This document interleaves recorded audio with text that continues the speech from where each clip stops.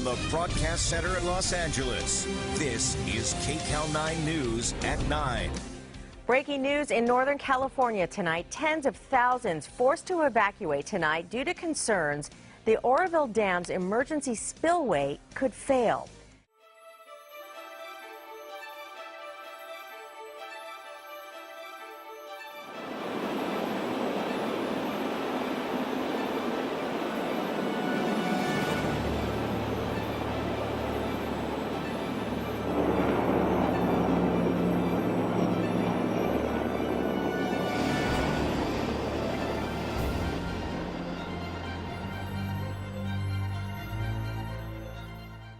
You caught up on the situation at the Oroville Dam at this hour. Evacuation orders have now been lifted for nearly 200,000 people living downstream.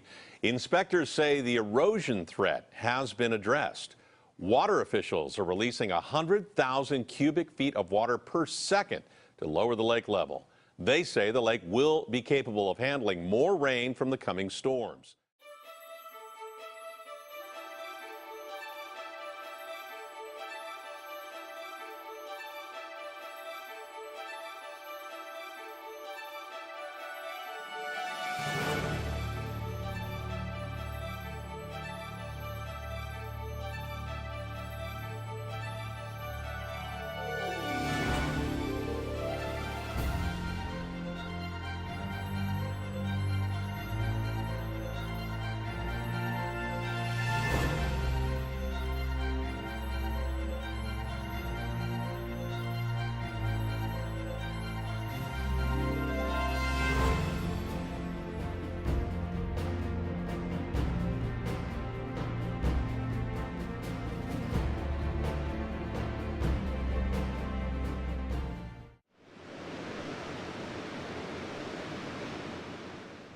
What we're trying to do is sweep the debris away from the dam and the spillway so it doesn't get caught up in the gates when they open it up. And the biggest concern is the bigger material, the bigger logs and stuff. The smaller stuff will go right through, it doesn't hurt anything.